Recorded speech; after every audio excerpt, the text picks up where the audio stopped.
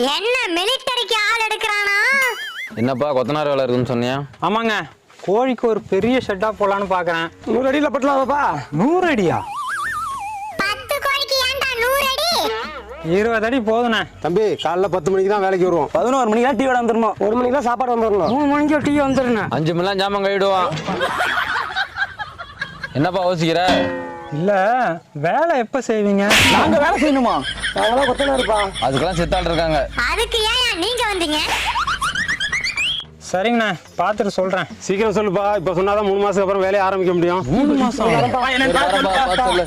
3 மாதங்களுக்கு பிறகு. என்னம்மா வேலையை ஆரம்பிக்கலாமா? அதெல்லாம் பாதி வேலை முடிஞ்சு போச்சுங்க. கொத்தனார்லாம் இங்க இருக்கோம், யாருமா வேலை பார்க்கறது? வெளியூர் கொத்தனாரா? வெளியூர் கொத்தனார் இல்ல, என் வீட்டுக்காரு. கொத்தனார தேடி தேடி அலைஞ்சு அவரே கொத்தனார் ஆயிட்டாரு.